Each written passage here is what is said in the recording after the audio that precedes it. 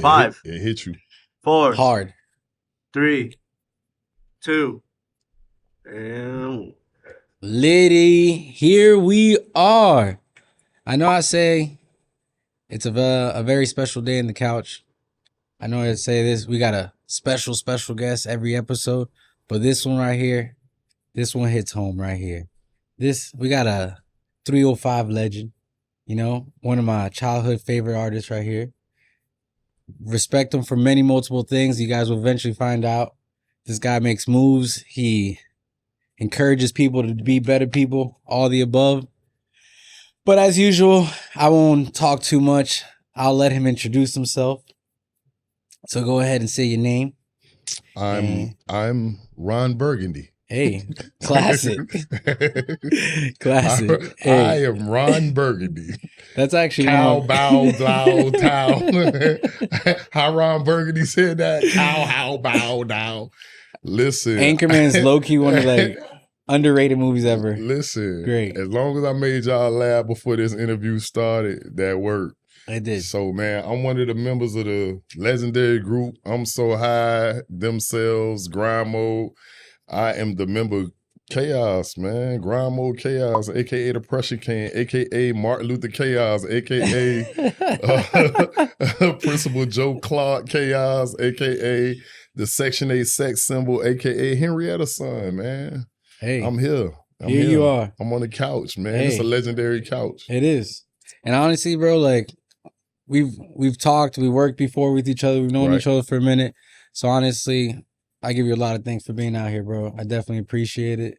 Again, like I said, even we were talking earlier before, you were like, shit, we already did this fucking podcast. Right. You know what I mean? But yeah, man, to me, you're an era, bro. You literally controlled the wave of my life, you know, like the music, your sound. I mean, it influenced a lot of people down here, bro. And honestly, if you don't know who he is, man, you just sleep. Right. You sleep. You know what I mean? Yeah. It's like... Or dead. Yeah, exactly. It's gotta be dead. 100%, bro. Like we were just talking about, like, even earlier, you know?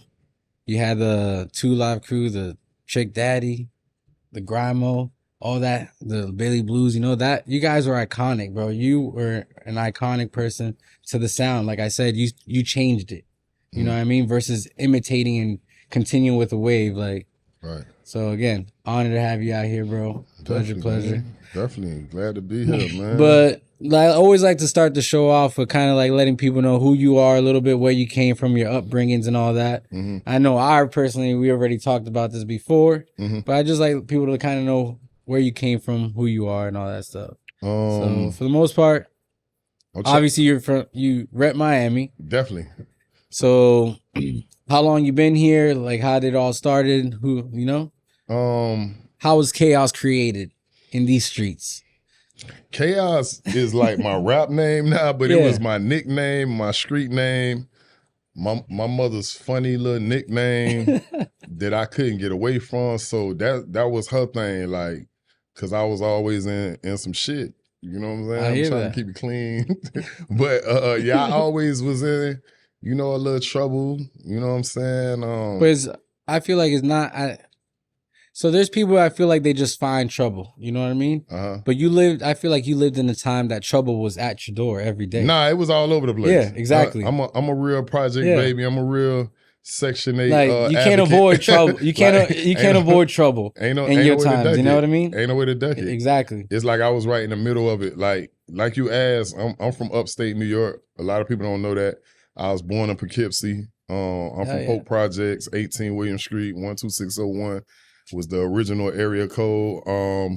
I came in that era, like, I'm not from the 5 boroughs, but I'm from where you come from, Jamaican Queens and from Brooklyn, and you kill somebody over there and you hide out where I live. You know, talking about that, like, there's actually some crazy sound coming out over there right now, which is Benny the Butcher. Yeah. And what's the other guy? Yeah, they from like upstate. Okay, yeah, okay. No, they're from like Buffalo outside of... Yeah, Benny the Butcher. What's my man? God, I can't think. Conway the Machine. Right. Hey. He been coming down here a little bit. And it's fucking dope because honestly, like you say, it's like I might not be from the 5 boroughs, but I'm from where niggas duck off. Right. I'm in the duck off spot. I'm in the wooded area where they hide you at. Yeah. Like Poughkeepsie is no joke. Like it was lethal in that time, and my mother wanted me to come to Miami to kind of get away, like I told you, and chill down here. I got family in the South. I got family in Swainsboro, Georgia, Statesboro, Georgia, Macon, Georgia, a little bit of Atlanta. So I got family all throughout the South. I'm a Southern raised. Yeah. Hey, same here, man. Like I told you earlier, I was raised in New York till I was 13, but I've been down here forever. Even today, because I'll be doing the airboat tours and talking about Everglades and Gators and putting people onto the land and all that shit. And the guy was like, "You been here your whole life?" And I was like, "You might as well damn say so." Right. You know what I mean? I literally gave all my manhood all happened here. So I'm Florida, baby. Yeah. All day. It. And it's different. I wouldn't be no other place, man. I love it. It is. It's amazing. Especially like after you get your own place, you kind of like get older and get out of the trouble. It's like, bro, Florida's amazing. This shit's fucking green all year round. Oh, yeah. Oh, yeah. Compared to all these other states. Yeah. And we got nice weather. Yeah. Can't fucking complain. Yeah. Until the hurricanes hit. You know what I'm saying? Because I'm a Hurricane Andrew survivor. So that was the first taste of Miami that I got. And I live where the eye hit. So where were you at that time? Homestead? Nah, I'm from Richmond Heights. Okay. So when you hear that on my song, Can You South Dade, that's what we talking about. That's where I'm from. I'm from South Dade. But Richmond Heights is right dead in the smack in the middle of where the eye hit. So, and then I'm about to give you some history now. Like, cause that's what I'm here for. A lot of people don't know that. And we didn't have no social media, none of that. None of it. So watch this. They didn't take the hurricane serious because it was supposed to curve up. I know. And it hit directly, and a lot of the animals got out the zoo. Yeah. I live right next to the zoo. So we're literally out there, and the Komodo dragon almost killed my dog. I can't even make this up. Like, I'm telling you, like, there was a panther on the park. Like, the only thing that I don't remember getting out was like the lions, but we was living like I Am Legend for real. Like, you didn't want to be out past dark. Yeah, like 305. It felt like that for real. But honestly, hey, to this day, NPC, which is National Park Association, they blame that hurricane for all the invasive animals. Right. To this there day. Was pythons that got out of there and just multiplied like this. You got to understand how many fucking pet stores broke, like, got busted down in Miami. They never like locked it down because they thought it was like, oh yeah, it's just gonna pass. Yeah. But it hit. Once it hit, it was crazy. No, that shit destroyed out here, bro. Yeah. Destroyed it. So I had a lot of crazy things happen in my life, but it built me into who I am, so I had no complaints. And I mean, at this point too, you gotta take all that struggle, all that grit. Now you over here encouraging younger men to be better people and change their paths and shit. Trying to. And that, bro, I give mad props because honestly, I've always said to myself, because being raised in the hood, bro, we're our worst enemy. You know what I mean? Right. We're always knocking down somebody for expanding, changing their mindset, looking at a different eye. Because I know you're older than me, but even in my time, I'm not like, it was punk shit to do anything different. Right. You know? Right. It was punk shit to watch anything educational, you know? Right. It was some punk shit not to listen to thug ass shit. Like talking about bitches and killing yourself and all that. That's true. So it was like, to be a person to finally to come out of that type of environment and evaluate it and be like, bro, like, we're only abusing ourselves. Right. You know what I mean? It's a different era now. It is. They don't know how good they have it. And I try to say that to the kids because I work in the middle school and I'm like, y'all don't understand how blessed y'all are. Like, nerds got put on their ass. You hear me? Like, y'all nerds now, y'all have like a committee for it. Yeah. Now it's like cool to be That's nerds. what I was saying. Like, that's what I was also about to say is like, bro, back in the day, you get your ass beat because nigga was just pissed. Right. I don't fucking like you. I'm gonna beat your ass. Right.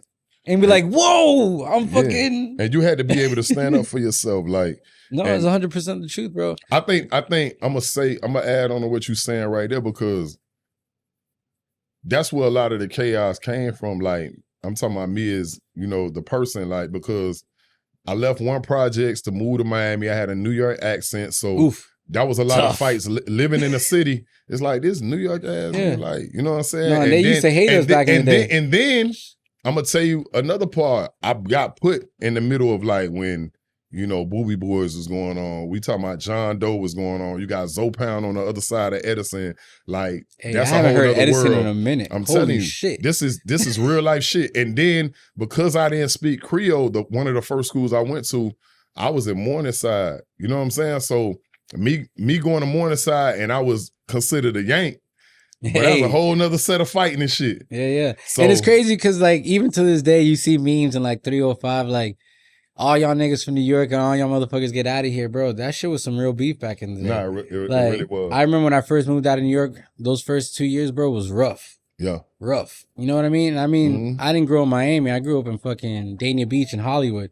But even back then, I grew up with a bunch of Liberia motherfuckers, you know what I mean? Right. Liberia was fucking tough. And that's when Hollywood was separated in gangs as well. So if you grew up in the hood in Hollywood, it was completely named after something. So we got Carver Ranches. We got Liberia. Right. We got the Graveyard, which is by Dania. Right. You know what I mean? So there was all these little fucking cliques. And then it was like, it was all different. And the second they heard your fucking voice being from New York, it was a rap, bro. You were fighting every fucking day. Right. Or getting bullied every day. Yeah, I went through that. Yeah, so it like again, I always say like we live in such easier times because there's no the grit ain't there, bro. You don't get beat up for no reason, you know? Right. Like, and that's what I always even say with you is like you couldn't avoid the chaos. Nah, it was right in my face. And then I moved down south and it was like, oh, he from the city, fuck him. So I was fighting that. Yeah, like I always been fighting, but I never ran from it. But through all that bullshit, when do you finally find like your passion into music and all that? I always loved it because like in New York, you got to move fast. Everything goes fast. Yeah. So Miami is like fast in a different way. Yeah. It's in a country way. It's in a slow fast way. It's like medium fast. Yeah. Like when you live in the city, it's like you got to be fast or you're going to die. It's survival of the fittest. So living in Miami, it just made me say, damn, I always had a love for music, but my first love was this. Because my father was an artist. You know what I'm saying? So I had a love for art and all these different art forms, I just loved them. Like whether it was breakdancing and shit like that. I ain't never breakdance, but graffiti and all that shit. So I just love hip hop, period. And what got me kind of into it was poetry first and kind of battle rap. A lot of people don't know that. Like I was in the battle rap because if you talk shit about me from head to toe, I could read you and tell you everything that's wrong with you. So cracking led into battling because a bitch say something about, oh damn, he got his brother's shoes on. Bitch, I done seen 50 things wrong with you already, so let's go. I had in my mouth, in my mind was fast. But that's also that New York shit. Yeah, like so New York, I had to get your ass up off me. Yeah. Verbally, and then if you want to take it to the next step, like I had to get your I was good with them hands. You know, the funny thing talking about that shit, bro, you gotta think about it. Back in the days we had a show called Yo Mama. Yeah. And it was just niggas trying each other. Right. Just back and forth. You had to be quick. You had to be fast, bro. You had to get their ass up off you because if you didn't, a bitch would have you crying. Oh, like for 100%, real, like 100%. I don't give a fuck if your mama spent $100 on them Pumas. A bitch would make you feel broke that day. Like, so it's like it was tough. So yeah, all that shit combined, and the first phase into me doing that, aside from like rapping in school, was we had songs where they always had instrumentals either at the beginning, where it'd be like a 15-second break or a 30-second break, talking, and I would always write to that, like, what would it sound like if I was on this Rakim song or this JT Money song at the end where the beat was just playing. True. So I started doing that. That's and crazy. I got good at it. Because not thinking about it, back then you guys didn't just had a platform of instrumentals just laying around. Nah. So you had to know somebody know somebody in my Trick Daddy voice. Like you had to know somebody. And then when we started getting instrumentals, oh man, you couldn't fuck with me. You couldn't fuck that's with dope me. because not thinking about it, back in the days, when niggas used to talk way too much at the beginning. Yeah, way while they too was much talking, I was rapping on that shit like, hey, okay, this what I people got sound it like. easy, yo. That's fucking crazy. Yeah, that's dope as fuck. That's what got me kind of into. So what was at that point like? I know you just dropped the name, but like, who was like the person influencing? Who were you listening to? And it was so many. Like I still had a part of me with this New York shit. So I love the Rakims, the EPMDs. I loved all the, you know what I'm saying, with K Solo and Redman and all that shit brought. But then I had the best of both worlds because it was like, damn, JT Money was a god here. You know what I'm saying? Like Poison Clan was like legendary. And then when we got Trick, it was over. I really was in it. Like Luke was dope. I got a chance to meet, you know what I'm saying, Uncle Al before he got killed, man. God rest the dead. And I just got to be around some of the greatest people. And I didn't know they were the greatest at that time. Yeah. I just happened to be around them. So I was a young dude with less talking and more listening. So I was absorbing shit from my uncles and honestly, and them OGs. That you say that's probably why you're here, bro. Because a lot of people, you gotta understand, to survive back in the days, you had to listen more than you spoke. Right. Because talking can get you fucked up real quick. And then people didn't trust people that talk too much. Oh, 100%. So it was like, it was always like connect, especially if you was young and you talked a lot, it just felt like you couldn't hold, what they say, hold water. Yeah. Like that shit was real. So I did a lot of listening. I think that's another reason I don't respect young niggas that talk so much. I be like, bro, like when I was your age, I was shutting the fuck up. There's a time that you just gotta, you really gotta shut the fuck up. Yeah, and just and listen. Absorb it. Like I was a sponge. Yeah. So then older niggas trust being but I being around them that's, with their business. Yeah, but I feel like that's also a northern mentality, bro. Because back up there, we look up to the old heads. We listen to the old heads, right? Because they back up north. Because I realized down here is real gutter, right? Like everyone's hungry, bro. But over there, there's like a chain of like respect. Because you got to think about the New York and northeast mentality is mafia mentality. So it's chain of action kind of thing and respectful shit. Like, bro, down here, I mean, the culture is fucking, hey, Tony Montana, bro. Right. Be killed or be killed. You know what I mean? No, that's the truth. So it's kind of rough out here, bro. It's like, but again, that shit don't get you no fucking nowhere. Right. But besides all that, like, after all that, like, what got you to get into the sound that fucking got you popping in and doing all the things? Like, how do you find that sound? Because again, like I said earlier, you changed the sound. You know what I mean? And it's also an area that I also talk about is like, bro, back in that time, people in the hood weren't fucking getting fucked up and getting lit. Right. You know what I mean? So even to start seeing like shit when that nigga Ray J with Kim Kardashian had popped out with them love pills, you know what I mean? Right. It's like that's when you started seeing the hood like actually trying like fucking ecstasy or like shrooms and shit. And then you literally like you fucking sang the wave through that shit. You know what I mean? Yeah, but it's like before that happened, like where I'm from in South Dade, is like we don't have a lot of artists that actually made it. Like even now, you got to think when you say South Dade, it's only like me and Mike Smith. I'm the only one that had like a major deal even now. And that's crazy to me. It is. But all these artists that's in South Dade, and it's like, now for me to have, like I had a $1.2 million deal with Universal. So it's like, that's major coming from where I'm at. You know what I'm saying? No, 2 album 100%. deal. But back to that, it's like, I didn't see no money coming from the music shit. Like I was doing it. I was good at it. People always gave me opportunities. I could like walk in anybody's studio at that time and like, I wasn't even paying for studio time. I feel like a lot of rappers even talk about that. It's like the money's not really in the music. It's like the merch, not the merch. You as the business, right? Everything you touch, you a billboard. Yeah, exactly. So anything you touch, you technically Midas. Right. If you work it right, that shit will turn into gold. So like, because at the end of the day, even in back in the days in that era, there was niggas manipulating and holding all the money on some of these people. You know what I mean? Right. We've learned how to like actually become a musician and actually see your riches early on versus going through all these contracts and shit. Like it's a lot different now. You know what I mean? But to answer yours, I did a lot of other music at that time and it hit locally where I'm from. So I was like the Webby of where I live. I was the Boosie where I live at. I was the Lil Trick Daddy where I live at. Yeah. And we did have a lot of party music because that's where we got it from. Looking at the Poison Clans and the Two Live Crew, we're a party city. Like we got our whole city is built on drugs. Like look at it, like 100%. Everything from like Dayland Mall to downtown. Everything. That's cocaine money. Yeah. You know what I'm saying? But we party hard. We do a lot of other gangster shit. But we love the motherfucking drugs and parties and shit like that. And I've never did drugs in my life. A lot of people don't know that. Yeah.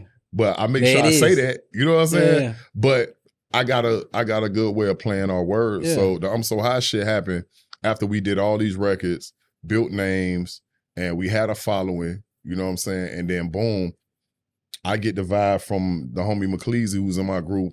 And when I heard it, I immediately started writing because I could see that vibe going on. But here's the key point that changes everything, because where I'm from, we used to have a lot of dancers, but they die, they fall to the wayside. Yeah. That South Miami Juke shit, I kept seeing it because I was going to after hours, I was going to the little kitty spots because I was promoting A lot of people don't know this. Hey, baby. Hey, baby. Yeah. Hey, baby. So I had Big Teach. I never tell an interview without saying his name because that's a game changer in my life. Because Big Teach, who owns world famous House of Mac, he was Pitbull's manager. And he came to me one day and he was like, yo, you need to work smarter, not harder. Okay. Had me jump in the Escalade, and then he played this song, Hey Baby. He was like, what you think you could do with this? And he showed me how to service a record. You know, instead of hitting one club a day, you need to hit 5 or 6 of these bitches. Okay. And once I started doing that, I started building a name like, damn, he's not just an artist. I owned a magazine at that time. I had a web show at that time, but he was like, listen, he knows how to break records too, and he's connected with a lot of DJs. With me learning that learned me how to service I'm So High when we got it. Okay. Now back to the dance situation, I had him add that at the end of the song. That shit gave South Days something to represent. Oh, hell yeah. So motherfuckers was like, damn, this belong to us. Cause he's talking about, can you South Day Jook? And that's where we from. And we already had that dance was big, but YouTube was just born. Yeah, it was. That's what a lot of people don't understand. That was like 09, There wasn't no Instagram, wasn't no TikTok, Vine, none of that shit. YouTube came out in 09. Right. So you gotta think, that shit. When we threw that shit online, I didn't even think about it. I was like, whatever. Then motherfuckers like, yo, y'all got like the biggest dance on.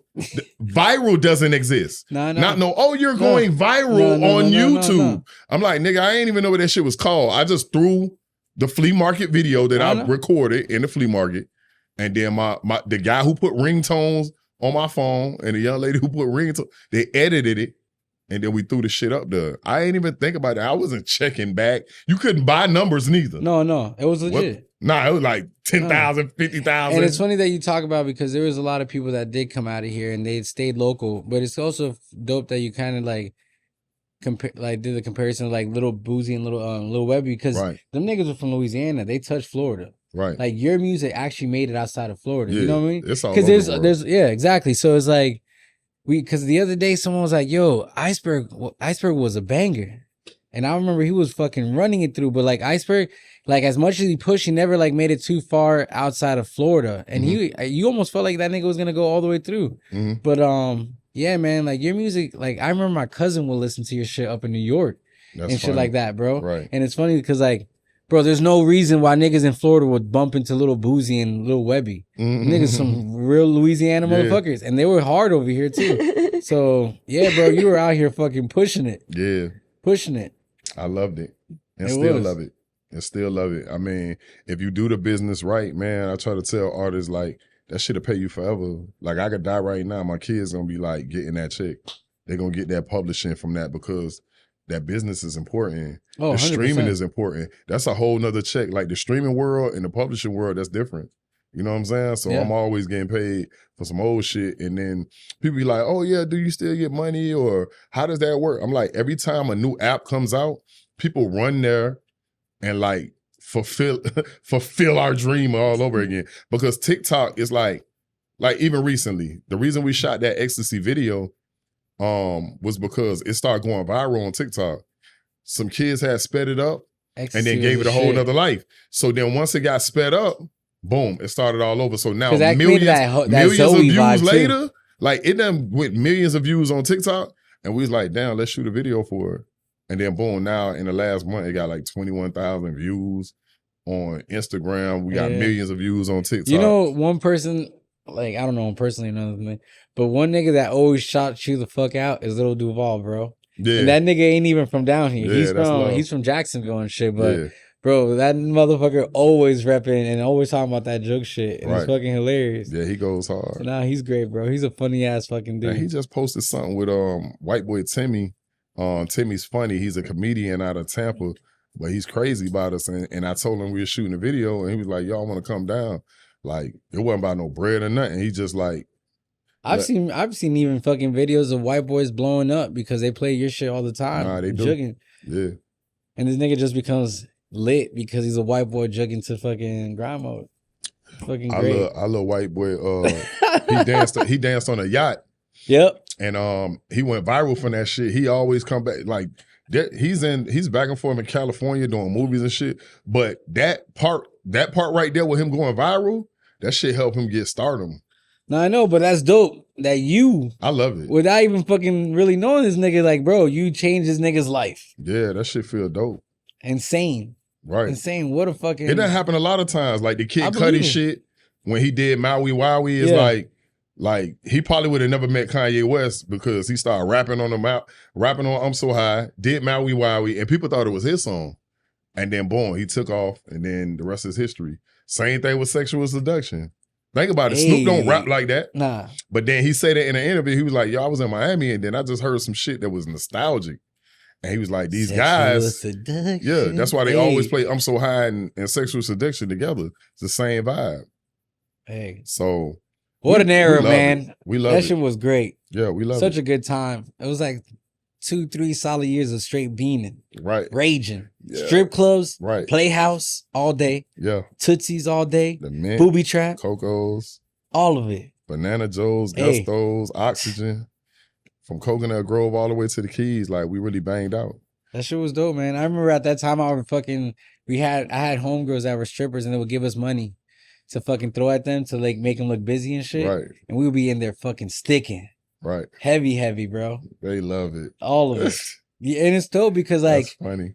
And it's honestly it's dope. That's that South Florida lifestyle. Like, yeah, whatever. I'm not being an old head, I appreciate it. Mm-hmm. But it's just that's the culture, bro. Getting fucked up, bitches, right, and that fast life and that street shit. And it felt good though. It was less dangerous, I feel like. Now, well, I feel like you mellowed it out. Because you honestly had niggas holding hands and dancing in the club, bro. Right. Let's be real. Yeah, it's true. You had thug-ass motherfuckers literally holding hands, bopping in the middle of the club. Right. Fucked up. When back in the days, one song would go off and niggas just start shooting. Right. For no reason. Yeah. Ba, ba, ba, ba. There's a lot of tension. Somebody got shot over crossfire bullshit. Not even no beef. Right. Just people with guns. Right. And you literally had like, bro, I'm telling you, like I told you, bro, I lived your era. Like, I was 18, 19, 20, 21, living through this music. And, bro, you literally had people fucking vibing, enjoying their time. Right. You know what I mean? You had white people and black people dancing. Like, bro, that's Miami was unity, bro. Right. That's how it should be. That shit was a unity. Like, that shit was our dance. And even though, like you said, it came from Miami-Dade. It's like, bro, that shit was like the national Florida dance. Yeah. Like in the in the dictionaries, like the national bird. What's the national dance of Florida? And you see chaos on it. That'd be funny as hell. Bro, it's the truth though. That's funny, man. Bro, and honestly, even like the younger kids, the older heads, like if you talk about a dance, that's the first one that pops up. It feels good. It really is. We up there with like peanut butter jelly and shit like that. Shout out to Chip, man. Yo, we done had some legendary times, man. It feel good to even be in that. So category. During this period of time, like, who's some of the people that really like you? Like, yo, you were hyped to work with and shit. Trick is always a number one because he did so much for our city, our state, and the South. Period, like. The Trinas, Rick Ross, like Ross used to see me selling magazines on 183rd and 2nd Ave, like, so to come back later on and it's like, damn, we was at open mics with him and shit like that. To come back and keep seeing these same artists, like, because we in the same game, the Ball Greasies, that's family. Like, all us came from open mics, like the Pretty Rickies, like, that's a movement before us. You know what I'm saying? But my cousins went to school with him because they grew up right there in Pembroke Pines and all that shit. Mm-hmm. But all that, just even remembering like performing together, like God Rest the Dead Bizzle, man, like, you know what I'm saying? Like all them different people like Toro, God Rest the Dead, people like Dewberry, a big promoter out of Miami, gave us like our first flyers to be on and stuff like that. Like I was just happy to be acknowledged, you know what I'm saying? To be in the same room with like a JT Money, who I feel like is Mount Rushmore. Yeah. That's a dope feeling. I can call him and he like, pick up, or he'll call me on a regular day and say, brother, what you doing, brother? That feels good. Like, I don't got to do nothing else in life. Like, I feel like I accomplished everything. But you still doing more, bro. Oh, yeah. Which is, it ain't over. You know what I'm saying? But it just feels good to be like, these are the guys I look up to. And I never got beside myself. So it's like, they feel comfortable with me and vice versa, because it's like, it's about humility. And when I'm, just like I told you, when I'm in the room with them guys, it's like, these are the OGs. I shut the fuck up. Until they ask me something or they talk to me, it's like, there's no reason for me to try to impress them. Like, I've already did that. You know what I'm saying? When some, like Garris the dead Chinaman from Two Live Crew, for him to call my phone and be like, dog, you did what you supposed to do as far as like us passing the baton to you and you passing the baton to other people. That shit feel good. And that's how it should be, bro. Yeah. Because I feel like a lot of people sometimes be greedy, bro. And that's why I feel like they also don't get growth in their businesses and shit. Right. You know what I mean? Because, bro, another thing being, like, starting to get old too, you kind of realize that the old heads always like to point fingers, but sometimes they don't put you on game. Right. So you can't be pointing fingers, bro. You're right. Because you ain't putting me on to nothing. Right. So I feel like that's what a lot of these kids also fall off into. I know a lot of them do like to talk, but it's the fact that, again, some people are being greedy with that knowledge, bro. Right. And we're not like really putting these kids on. I've never understood why though. Like I give away a lot of game and I just feel like I don't want to leave here with it. You know what I'm saying? You shouldn't. Like, you shouldn't. Like whatever you go through on some shit, like if you're a 30-year-old and you went through all kind of shit and you keep it away from a 20-year-old or a teenager, you was a sucker to me. Oh, 100%. You know what I'm saying? Because it's like, why die with that information? Yeah. And it's funny because I like now being 35 and shit, and every so often I come across a 25 or 22 and they talk about some shit and then you tell them something, they give you that look like kind of confused and shit. And you be like, bro, I'm not saying this shit just to be like an older person telling you like you should do this and that. It's like, nah, bro, I'm telling you from my perspective. Right. I'm trying to look out, bro. Like honestly, I don't even have to tell you this shit. No, you feel me? But it's like what I'm telling you is like, bro, you can easily avoid a situation that you already like passed through. It's like, bro, I'm sparing you, my guy. You know what I mean? Right. So it's like, bro, just listen a little bit. But but again, bro, it does suck when you even put yourself in situations around old heads and you're trying to pick up things and they literally holding the whole basket of biscuits away from you, bro. You know what I mean? It's true. Because, bro, like, again, that shit would change a lot. Right. It would go a long ways. Like, even how you said, it's like, this guy opened the door for me, and you still give thanks every time you have this conversation. Right. You give homage. And I'm the same way, bro. If anyone put me onto anything, I always give homage because knowledge is everything, bro. One thing I do love about life is learning something new, bro. Right. Learning something new. And then putting somebody else on that. Right.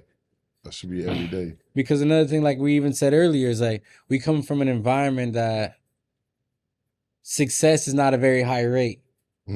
Chasing your dream is not a very high rate. You know what I mean? Right. Being subjected to the same day-to-day bullshit is common. Right. So like to expand your mind and try newer things and different shit. Right. If you can, put people on game to even do it, having that opportunity is dope. And honestly, like you said, now we could be nerds. And that's awesome, bro. Right. I'm very thankful that everyone in all different cultures have the opportunity to expand their minds, to do what they really feel. You know what I mean? Right. You got hood niggas with fucking septum piercings. You know what I mean? Like, right. Like it was a time it wasn't accepted. You couldn't wear a Hot Topic t-shirt if you wanted to, bro. Right. Be like, who the fuck is Fall Out Boy? Right. Beat you up. Right. And that's crazy. Everybody should be able to belong to somebody though. You know what I'm saying? Like, yeah. I don't care if you're a skateboarder or a fucking hippie. It don't matter. It's like, it's somebody out Humanity, there. like you said earlier. I say that, I'm saying that because as a black man and like watching the black boys and black men, like the suicide rate is so high. It used to be a time it was like considered like a white people thing. I'm just being honest. No. But now it's like I'm watching my black men is like they internalizing that shit and they implode or explode. So I'm saying this to y'all, whoever listening, and I make sure I always say this because on my TV show, I got a lot of inmates that walk around with that shit. And a lot of motherfuckers offing themselves. So I'm saying this to you, like whoever listening, like you belong to somebody, there's a reason that you here. Don't just think like, oh, I'm on this planet alone or whatever, because I've had to deal with a lot of people that live in a dark space or depression or you want to say mental health, whatever the case may be. There's a reason that you're here. And the way you feel today, you're not going to feel that way tomorrow or next 100%. Week or whatever the case may be. 100%. You know what I'm saying? And I've literally like, and I say that because like, I know we talking about one thing, but I always tell this story. I was in a strip club one time. Watch this. Cause God gonna always put you where you need to be. And I seen this motherfucker, my brother just called me too. That's what made me think about this shit. And we was in a strip club and this dude kept looking at me. He had a little size on me and I'm thinking, yeah, it's finna go down. But then kind of find out, homie had told me to walk over to where he was at. We was at G5. This was years ago. Classic. And yeah, legendary. And I told my brother, keep your eye on me, cause I don't know what dog on. But he been staring for a while. So I walk over there with the defense up and he was like, yo, you saved my life. I said, what you mean? He said, I've been locked up for like almost going on 4 years. He said, I was just about to get out and I was watching your TV show and you looked dead in the camera. You was like, whatever you going through, give it one more day. And he said, I was finna kill myself that night. But before I did, I just took your advice. The next day I got a letter from my mother and we had been beefing and she apologized for everything, whatever. He said, if I didn't listen to you that night, my nigga, I would have never got that letter. I didn't want to come out and start all over and, you know what I'm saying? Because I made a lot of money before I came to prison. He said, now that I'm out, I do construction. I got a daughter. I'm about to get married. I owe that shit to you. I said, you don't owe me a motherfucking thing. I said, whatever you got in your pocket right now, just hold that, put that in tithes or offering or whatever. Take that to somebody's church, my nigga. Like, that's on God. Like, however you believe in, whatever you believe in. But I say, dog, you don't know how many people that's walking around like ready to lead this shit. Bro. Or have no purpose. They feel like they have no purpose. You know what's crazy about that whole suicide shit? Sorry to interrupt you and shit. Nah, go ahead. That the niggas that commit suicide, even like women that commit suicide, those people do everything they have to do at the end at that day, and then commit suicide after everything is done. Right. Which is insane. A lot of people literally will go on through their day chores, complete everything, because another thing, they don't also want to be a burden when they die. So like they literally drop off their kids, pick up their kids, do whatever, and then kill themselves. Right. And it's just insane that like someone that's gonna go out will still go through all this process. And again, bro, it's like they're just tired of it. It's kind of crazy because those are the same people that don't ever talk about it. And then sometimes this is what I learned too, because working at a school, I'm looking at some of the young kids that's suicidal, just like the little young dude who I was talking to a couple of weeks ago. They had a breaker at them because he was like really tripping out, spazzing out. But he really vented to me. But then sometimes people are like still waiting on that last little bit of hope for somebody to Superman a situation. So they'll go through all that, do everything because they like, damn, somebody gonna stop me when I'm walking down the street or like, because that's been told to me before. And it's like, it's happened to other people. And they'll tell you that and they'll voice that, be like, damn, at the last moment, or you was the last person I was gonna call. Cause my homeboy said that, he was like, you was the last motherfucker I wanted to hear before I was like, bruh, if you gonna do that shit, cause you done told me this before, I don't want to say do it, but just like give it one more day, but come to my house right quick, I gotta have a conversation with you. I told him some shit and then he just, certain doors went to open and then I called my godfather, put him on the phone with him and he's here to this day. But then what if I ain't pick up at that time? You know what I'm saying? Like, what if I was too busy? Or what if I seen him on the call ID and I was like, fuck that? But that's another thing I always tell people too, bro. If you didn't die from like some natural cause or like whatever, there's still a reason why you're here. You know? It can just be that. But sometimes it's hard to see when when it's that cold in your spirit and it's dark and you like, fuck, whether it's a breakup or you might have went through some shit and you grieving differently. Yeah. Say somebody that lost their child, they like, fuck it. That was my whole purpose right there. Yeah. You never know what somebody going through. You know what I'm saying? So. And honestly, when you hear stories like that, I always think about whose lesson is to be learned. Right. You know what I mean? So I got like a homeboy. It's a random ass story, but I got a homeboy that his mom died when he was 10 years old, right? Mm-hmm.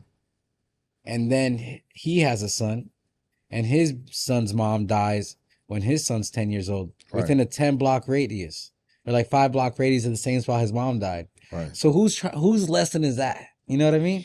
It's scary, but life be life. My mother died at 35. Okay. My oldest child, his mother died at 35.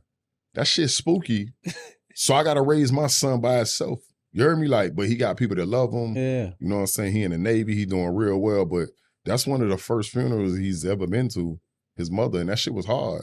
And then I thought I was gonna lose my son because he ain't really, you know what I'm saying? I'm giving some real personal shit. No. So it's like, damn, for my mother to die at 35, my baby mama to die at 35, that shit is like crazy.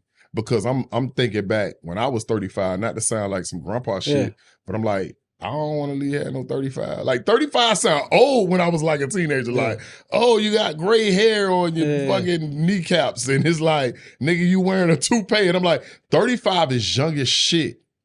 Because I'm like, I'm looking at how much I accomplished after 35. Yeah. I would have had a house that I have in Broward. I would have, you know what I'm saying? There's so much shit that I've done.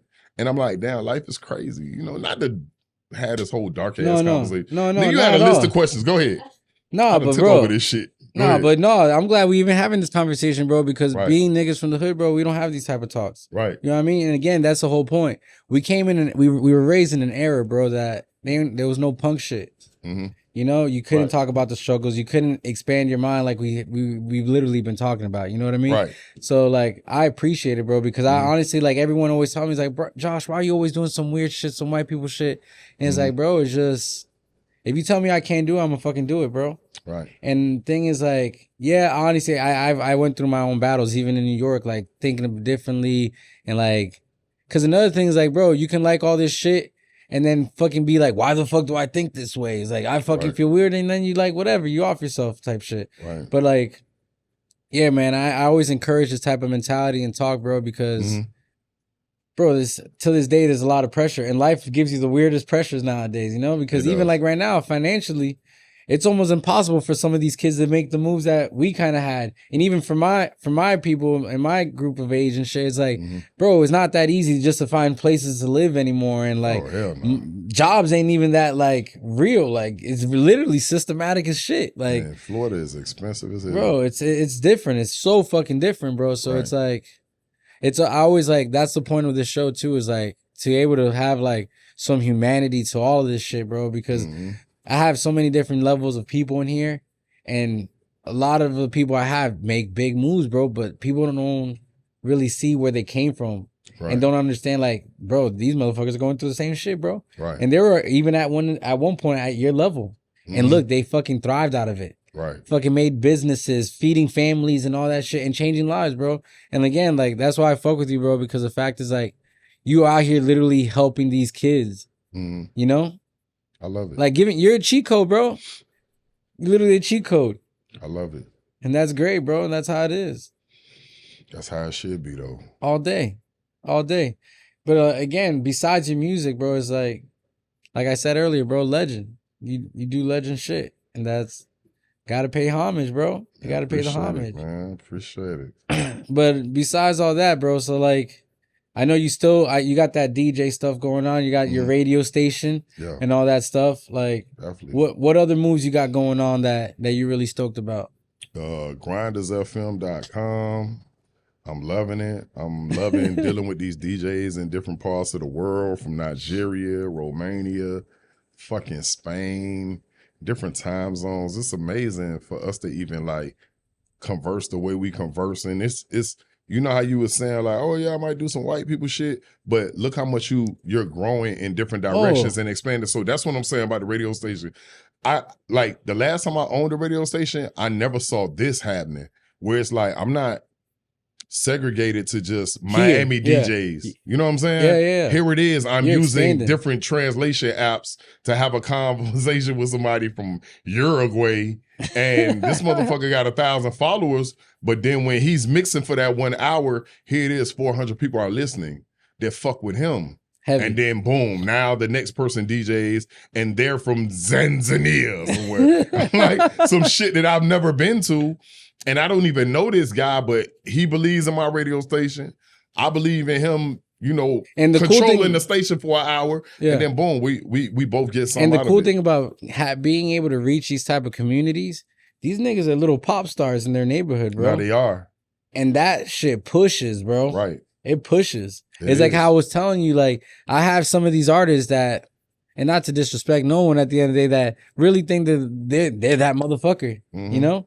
And then you see the numbers, they don't really push it. But that motherfucker that you put him on, you blessed him, he's literally coming up. Right. Doesn't have that many videos. Bro, isn't it, his shit will fucking boom on your shit. Man, listen. Because they're hungry. This what I didn't say to you earlier when we was having that conversation. I never try to sell to the unsellable. Most of these artists that I gotta over pitch to them about what they're getting from my radio station at the rate that I'm giving it to them. Are you, boy? Listen, my son is autistic and you acting more autistic than him, nigga. Cause how the fuck could he understand, but you not understand, nigga? And he got a fucking issue. You know what I'm saying? That's my partner, that's my twin, so I can talk that shit about my child. And he mine. Fuck you. I hate that I gotta oversell to somebody. I'm like, do you understand I'll sit and listen to all the problems of an artist. Watch this. An artist that are living, just say, fucking Miramar. You're like, oh, they don't play my shit here. And I'm like, all right, pay me this, and then I'm going to connect you with some DJs that, oh, but yeah, I got to meet with my manager about another meeting, and then we're going to have a meeting about a meeting to meet when pull our meat out and look at our meat. Man, bitch, like I never try to sell to the unsellable. If I got to do all that, homie, stay where the fuck you at. Because most times I'll say to that same artist who want to like have a pissing contest and be like, yo, where's your music playing at right now? Yeah. Oh, it's playing on Spotify. Bitch, everybody music is playing on Spotify. Yeah. And then I check their numbers or their Shazams or do what the corporate motherfuckers do. And I see that you don't even exist musically to nobody. Like nobody's talking about you except for the niggas that's smoking in the car with you. That's on the way to the next smoke spot. You know what I'm saying? 100%. And it's like, bro, I don't understand. Like, people should jump on what I tell them anyway, just for the fact that I have a credible history. Like, you could actually Google me and there's pages. Fuck, I'm so high at ecstasy. Yeah. Fuck grind mode. I mean, nigga, I got a movie that's over 1 million views.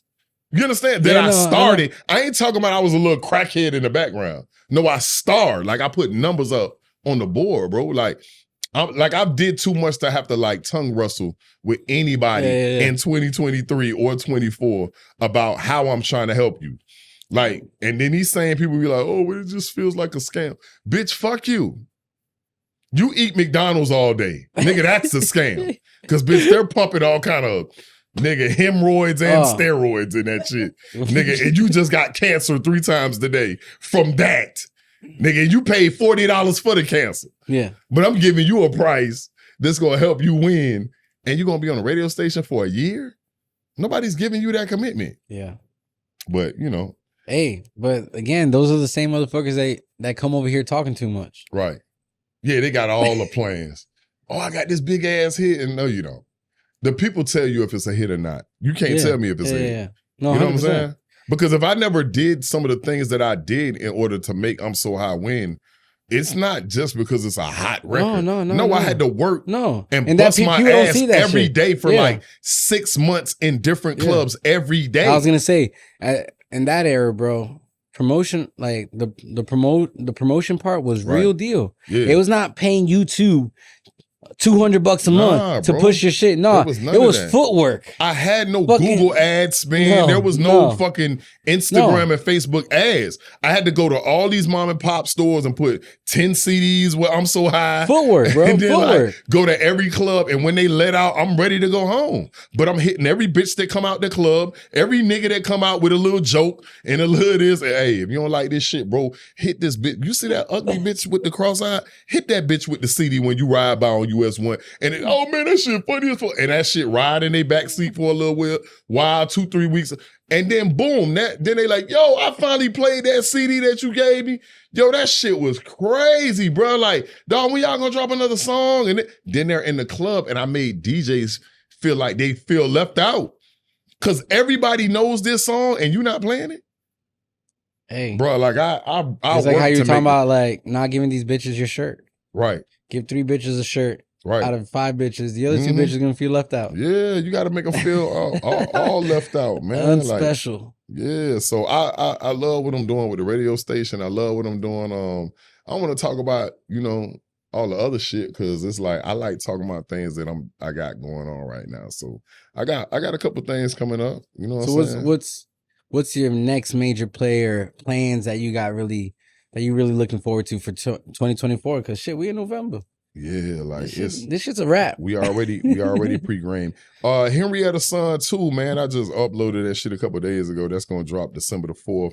I'm excited about that. That had been dropped. That dropped like years ago, like on SoundCloud. I pulled it down and now I put it up on the DSP. So you got Henrietta's Son 1. Part 2 is coming out, and then I'm gonna drop Life Ain't That Bad. Mixtape is not on DSPs. That's dropping in January. I got a bunch of like music that had been getting dusty. Mm-hmm. That I'm ready to get visuals to. I'm ready to shoot videos to. Okay. So I got that going on. Grind Mode got the Lost Files. That's dropping on the 27th of this month.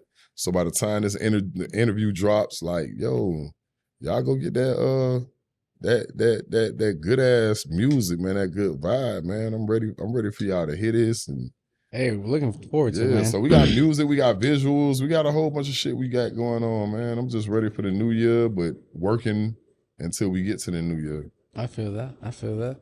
And besides the music shit, you got any other shit that you just loving being a father, man. Hey. Between that and being a life coach and being the community liaison at the school and working up in Hollywood, I'm just active. How you like Broward nowadays? I like it. It's just it's a home away from home. I miss Miami, but I go back often, and I don't know. Broward is like Miami 2.0, like you know what I'm saying? It's funny because like now that I'm up in up north in West Palm, I be feeling like West Palm is a Broward 2.0. Right. You know what I mean? Just a little bit chiller. It's different. A little bit chiller. It's different, but the same. We got so much similarities. Yeah. You know what I'm saying? I mean, it's a tri-county. Yeah. It's the same shit, bro. It is. It's all the same shit. It's literally going to move all the way up. And then there's going to be another tri-county. You know what I mean? It's just, Miami just slowly influences the rest, bro. Right. That's all it is. It's true. Because honestly, like where I'm at right now, I feel like it's old Hollywood. I feel like I'm in Hollywood in the 90s. Fucking chilling. Right. Like, yeah. People are literally relaxing, hanging out. Right. There ain't too much chaos yet. and advancing, man. I'm loving seeing some of the things that's coming about, man. Like it's just exciting. I'm always excited, man, because I'm optimistic. You know what I'm saying? So I see all the good even when it's bad. So. And what's some of the goods you really see in these bad times? So I feel like there's a lot of. It's a lot of bad times, man. Yeah. I don't want to get too far into that, man. I might start offending people, man. It's certain things that break my heart. You know what's going on with the Congo shit. What's going on with Palestine. Like, I can talk about that. Like, I don't give a fuck what you believe in. I don't care what religion. I don't care what flag you rep. But when you start killing babies, like, you lost me, homie. Like, because I seen a lot of people try to shut Black Lives Matter up by talking about all lives matter. So why the fuck y'all ain't on planes going over there to deal with all these babies? Yeah. That's all lives, right? Yeah. See, that's something nobody want to talk about. Y'all quick to say all lives matter, but y'all real quiet. Why it's like over 4,000 babies. But you also got to understand too, is like we live in a time too that people love to talk shit like right here. Right. I see it all the time. Bro, you grew up in a time that movements were done by bodies. Right. Like we just said, you moved your music by moving your body. Right. You didn't pay some internet bot to run your shit. Actions niggas love to talk shit. Words, man. Actions be louder than words. So the thing is, like, we're so quick to be like, we care about someone, be like, oh, I'm sorry, Israel. I'm sorry, Palestine. But nigga, you ain't really helping these niggas out. Right. You ain't doing shit. That's what bothers me about all this shit. So many people have opinions and talk how they feel, but like, bro, but what are you really doing? But in the last 48 hours to 72 hours, I can't say this. I'm gonna give credit where credit due. Let's do it. Between Turkey to London, they are coming out by the millions. Like, they really stepping in the streets. Like, I don't care what you believe in. I care about the protection of these babies and these kids. And as a parent, seeing these videos with these kids in cages are insane. Yeah. Insane, bro. I follow a lot of people that's like really down and really getting video footage of all these dead babies. That shit bothered me. That shit bothered me. I can't even imagine, bro. I don't even want to think about it. I was gonna get chills. You know how it is when you like don't want to look at that car wreck, but I still look at. I'm the one that has to look at it. Yeah. I'm the one because I don't know what lesson I'm gonna get from it, but I don't get desensitized from shit. Yeah. Like I just, man, I be trying not to cry sometimes looking at that shit. These babies don't deserve that shit. No. You heard me? So I don't care how you try to politically One make it of the work. videos that bothered me the most is this little kid. He was like, he's explaining to the camera guy or someone that he was playing soccer with his cousin. He went to kick the ball and then a car landed on his cousin. His cousin's under the car. Right. Can you help him? Because he wants to get back to playing soccer with his cousin. Right. And he just doesn't understand the situation. Nah, they don't and it's fucking crazy, yo. Right. Crazy. I'm saying, like, to see all the journalists get killed in the last couple of weeks, I'm like, it's like almost 30 journalists that's dead that are like with 1 million followers on Instagram. Yeah. Like, for real. And then like some of the press that and the doctors like that, the doctor that I seen yesterday, crazy like ass time, his whole family has been brought in at one time in the hospital while he's working on other people. Like, he had to identify his son that was mangled up by a birthmark on his leg. I was like, what the fuck? But nobody's talking about it because they're scared to get banned or Yeah. I ain't scared of none of that shit. Yeah, nah, Bitch, I'll go live in a farm somewhere, nigga. Like, I'm one of them that's learning how to live off the land now. Hey, like, bro, you don't want to I'm here have that for it. discussion, nigga. I grow Hey. all kind of shit at my house. No, I know. Like, You're from talking basil about to ginger, nigga. Like, And I could heal you right now, nigga. bro, it's not talking about that. You were honestly putting a mad. I was watching you for a minute, putting mad game with all these herbs and spices and like the roots and stuff that you be posting and shit. Man, I don't fuck around. Hey, I'm like African herbalist out here. I'm Dr. Sadie's nephew. Yeah, bitch. for real. Like from maca roots, all that shit. You don't need no Viagra. Go get you some maca root powder, nigga, some moringa seeds and shit. Like I show people how to live off the land, like for real. Like, you know, I've been on that vibe for a minute, bro. Ever since I got on this hunting shit. Yeah. And all those, you know, those checks that good old Trumpito hooked it up. I fucking got all my hunting gear, got my guns, got my license. That's gangster. And I just walk around in the woods, grounded. I need you to come kill all these iguanas around my house. Bro, what's up? You trying to have a cookout? Yeah, man. I see these white boys making some crazy recipe with iguana, so I was like, iguana must be good. It's white people are eating them like that now. It's like a flock of Cubans that come behind my house because I got a canal like this, and they snipe the shit out of them BBs and shit. Yeah, and then I'm talking about it be like 15 iguanas, like big ones that they rack up there. Is it cool that I get? I'm like, man, knock these bitches down. They're eating my herbs. They're eating them, and they like, oh yeah, and then when you squeeze out the eggs, I'm like, oh. That's too much information, my G. Yeah. Now I want to try it. And then they sometimes get in my canal with the harpoon, and because it's connected to a big water line, so they get like tilapia and snook and all kinds of shit right there. That's why I had Monster Mike come back there. He was getting like snakeheads. You told me I got to go check that shit out. Like crazy. I need to go check that shit was the size of you, and it had them same shades on. I'm telling you, that snakehead was like big as shit. Broward County, baby. Yeah. But shit, bro, I feel like we can fucking talk all night and get lost into this shit. But yo, mad love. Yeah. I appreciate you again for coming out here, bro, spreading some love and knowledge as always, bro. Definitely. And I'm gonna let you go ahead and give your little plug in right quick. Tell everybody kind of where to find you and consistently see you grow. And hey, hear your word, bro, because you're definitely spreading it. Listen, go on Twitter, Instagram, all that shit. Grind Mode Chaos is one word, man. That's all you got to do. When y'all post this up, make sure it's grind, space, mode, space, chaos. Don't put that together. I'm telling y'all for searching reasons. Trust me. I'm going to have y'all run these numbers up because as soon as they spell it right and put it right, a lot of people search me every day. So trust me. So yeah, look up Grind Mode Chaos. Definitely follow the radio station Tap In if you see this. Grind Time TV video mix. Shout out to everybody that got something to do with me, my team, my movement, my kids, the people that love me, man. I love y'all back, man, and keep y'all head up. I don't care what you going through. Keep living, man. Keep living. It's tough, but keep living. If you don't remember nothing I say, man. So that's it. Hey, hey, pleasure's all here, bro. I'm glad you came, bro. Mad love, bro. A lot of respect. Definitely, man. And then that's it, guys. Another lovely day on the couch. It's your boy Lust, and this is Talk About with Lust, and we out. We out. Where the hell is all that coming from? Who's working the sound effect? The engineer. Oh, Lord. I heard people clapping for real. I was like, oh, shit. There's only like 3 people in here. How the fuck is people clapping? That was funny as shit. Bro, that's fine. Like, whoa. Yeah, that was dope, man. Geech, I'm here, man. I'm just pulling up. I'm here. Man, I told you I was gonna make it, bro. Like, don't be doubting me, man. I'm here. I hear a lot of talking, right? Yeah. But that's just what talking is, right? Talk. Nah. It ain't no action with it. Nah, they don't. Nah. You don't really want it. You don't really want it like you claim you do.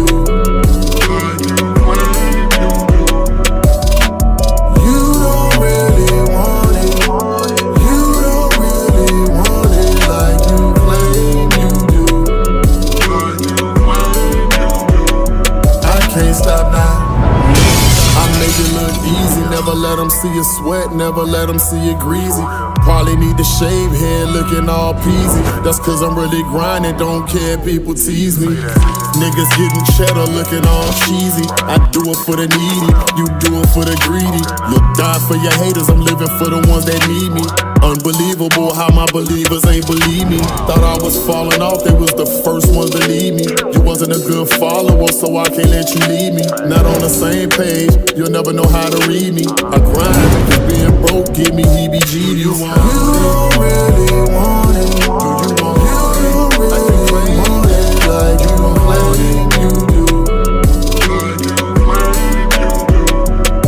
You don't really want it. Do you want it? You don't really want it like you don't claim you do. I can't stop now. You know I can't stop now.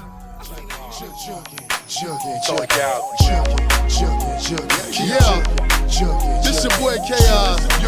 You know the Section 8 sex symbol. And you already know what it is. If you don't know, I'ma show you. Anybody know me, know I stay in the club. I should pay rent and just stay in the club. Sleep in the club, live in the club. It's like I'm addicted to how it is in the club. It's packer than pack, it's swollen and swole, it's hotter than hot. And it's a bad little something on the dance floor. Man, I swear that she got it on lock. She thicker than thick, itty bitty waist. Man, I think I seen her on my space. Wish I could get it on my place. She love the attention, you can see it in her face, you can see it in her eyes. She tired of these guys, they trying too hard, they blowing her vibe. So I did my thing, I don't sing but find myself saying,